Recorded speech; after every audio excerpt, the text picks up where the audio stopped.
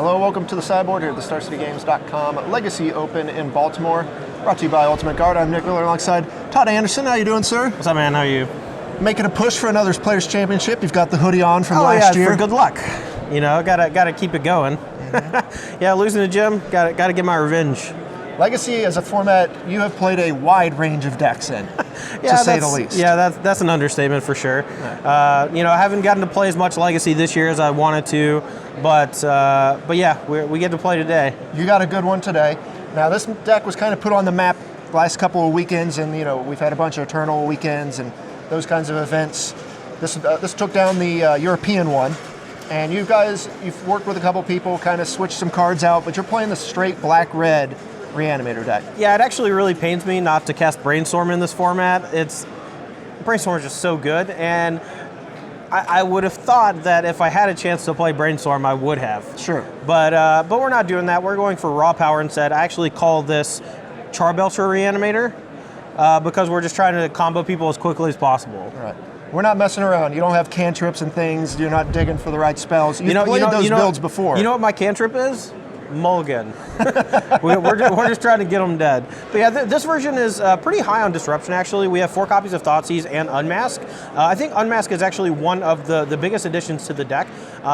You know, in the blue versions, you get a Gristlebrand to play. You draw 7 cards. You usually end up with a Force of Will and a blue card, so you can protect it. You can protect yourself from a combo. This version, however, has a bunch of you know, like Lotus Petals and things like that, Dark Ritual, so you can generate a lot of mana after you start Gristlebranding, so you can actually re-combo on the same turn. Or you have the option to just strip their hand with some Unmasks. The upside of having 4 Thoughtseize and 4 Unmasks, though, is that they actually double as ways to discard the big creatures that are in your hand. So you can very easily start off with Dark Ritual, Thoughtseize myself, and then Reanimate or whatever reanimation spell you like. Right. We've seen, you know, Entomb and Faithless Looting are the traditional ways to get cards in the graveyard for your reanimation spells, but you can also use Thoughtseize or Unmask in a pinch. You know, we've seen Unmask, people that pay attention to Vintage have seen this card pop up there, but this is the first time I've really seen it played in Force and Legacy. Yeah, I mean, I wasn't really sure about this deck until I just saw a version on Magic Online that was playing 4 copies of Unmasked, and that really piqued my attention. Previous versions played Collective Brutality, which I think is very good. We still have a couple in the sideboard, and we'll get to that later. Sure. But Unmasked just seemed so exciting. The fact that you can unmask yourself, pitching one of your reanimation targets, and then cast Reanimate off of 1 land means that you can just combo with 1 mana and no other fast mana. It's just so busted. And the fact that, you know, you can just like pitch something, take their best card, because the deck is flooded with redundancy. You know, you have so many ways to get things into the graveyard, so many reanimation spells. We have 11 Reanimator spells, and you really draw, you know, usually 1 or 2 extra per game. Right, and because I think that's important to note, because you don't have these cantrips and the deck manipulation, you need to have a bunch of copies of everything. Right.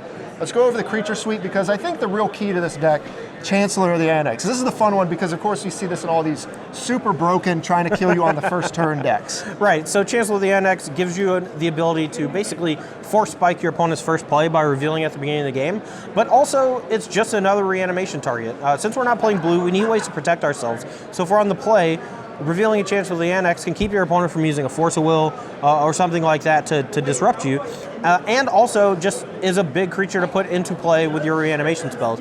It's not easy to beat a 5/6 that force spikes every spell you play for the rest of the game, especially on turn 1. Yeah. It's just good enough, I think. Yeah. Of course, you also have Gristlebrand. This is the target du jour of Reanimator decks. Oh yeah, holy moly. I almost said a bad word. I've been in an affair with Gristlebrand, don't tell my wife, for years now, and every time, you know, Gristlebrand comes back around, I just feel like I have to put it in my deck. Right, and of course, Sire Insanity, we saw this early on when this card came out. People were kind of cram it into all these decks, try to strip everyone's hand, and Tidespout Tyrant as well. Yeah, Tidespout Tyrant just gives you, you know, a safety valve against a lot of the more ridiculous things that can go on in Legacy. You know, you play against lands, it gives you protection from like Marit Lage or what have you. So it's just a card that's there. It sometimes gets Swords to Plowshares. It's sometimes the only card you get to reanimate, and that is not very good when you don't have a lot of extra cards in your hand. Sire of Insanity, on the other hand, is just busted. Like right. There's times where you just get to go Chancellor, Entomb, or like Dark Ritual, Entomb, Reanimate, put in Sire of Insanity, the game's over. Right.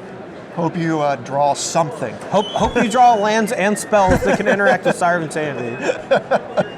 All right, now I think we also have to mention, Dark Ritual, Lotus Petal, these are cards we see in a lot of the 10-fin variety of this deck, but you're going for speed here. You want, the older builds with the cantrips and whatnot try to craft a hand and go turn 1 or turn 2 or 3. They have turn 1 possibilities, but not a lot. This deck, you're just pedal to the metal. Yeah, I'm actually not 100%. This version is better than just 10 fins because being able to, put a hasted Gristlebrand into play means that you get to draw 7 extra cards, so the likelihood of you comboing off with 10 fins is a little higher. The problem is when you're not playing I don't know. I don't actually remember what all is in 10 fins. I don't really know all the differences, but it's a ridiculous deck. I know it plays Shallow Grave and Goryo's Vengeance, both of which cost 2. I'm playing Exhume and Animate Dead, both of which cost 2. I don't really know the difference. Right. I just know that one has less creatures that I can reanimate. Right. They're more of just trying to go for Gristlebrand, generate Storm, or gain a lot of life with Children of Corliss so you can put in Emrakul. You're not going to do that. Yeah, I don't want to cast Children of Corliss. That's my defense. It has Tendrils of Agony too, but that's okay. Yeah, I don't want to cast that card either. That requires math, and we're not doing that. We're playing Chancellor of the Annex. Let's talk about the sideboard here because you also have this show and tell kind of package you can move into. Where's this coming in? All right, so there are a lot of decks that play just random types of graveyard hate, and show and tell gives you a backup plan for those. The original version of the deck played Sneak Attack. It costs 1 extra mana. They also had Blood Moon. I don't really think Blood Moon is a necessary card to have in your deck. Especially when you're trying to just turn 1 people, and when you start doing that, if you turn 1, turn 2 somebody, you don't need to cast Blood Moon, and you don't really need to ramp into Blood Moon either with Simian Spirit Guides, things like that. It's more of a win more card, I think. This deck just has a game plan. If your opponent's able to deal with it, you just have to have a backup. And Sneak Attack was that in the straight black-red version, but I found it to be a little too costly, whereas we have to play 2 copies of Underground Sea in this version, but we get access to Show and Tell, which costs 1 less mana, and I think is a bit more effective. A lot of the decks that are going to have Graveyard Hate are also going to have stuff like Phyrexian Invoker, Pithy Needle, and they can shut down your Gristlebrand or your Sneak Attack, depending on which one is more threatening at the time. But with Show and Tell, you just get to board in like Elvish Norn against Elves, and you get to beat their whole deck by just Show and Tell and Hellish Norn. Putting 1 creature in play. Yeah, and the same can be said for Sire of Insanity, and they just have to hope their permanent is bigger than yours, and usually it's not, because Sire of Insanity is gigantic. Yeah, it's important to note Blood Moon kind of shuts them out of casting spells, but your deck just kind of does that naturally anyway. So yeah, when you start drawing cards with Gristlebrand, you just get a bunch of, Lotus Petals, Unmasked, Thoughtseizes. You get to take away all their options anyway. So it's not like Blood Moon is really going to do much when you're playing Unmasked. I can understand wanting to play Blood Moon when you're not playing Unmasked, though. Sure. And then you got a bunch of utility cards here. Pithy Needle, Engineered Explosives. This stuff's kind of good against the hate.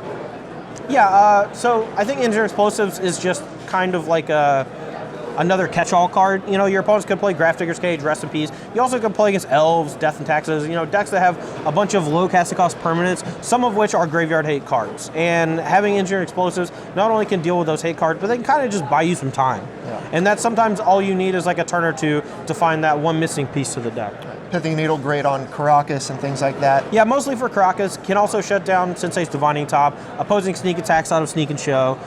There's a lot of utility to it. It's not a flashy card, but it does its job. Okay.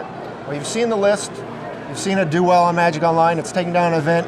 You know your way around some Reanimator decks, so how you feeling? I'm feeling pretty good. I'm coming off my 2 buys in just a minute, and I'm just hoping to put Gristlebrand in play on turn 1, man. That's all I can ask for. All right. Well, we hope to see that. Todd, thanks for joining me here on the sideboard. Good luck out there. Thanks, man. Stay tuned to StarCityGames.com all weekend long for the action here in Baltimore.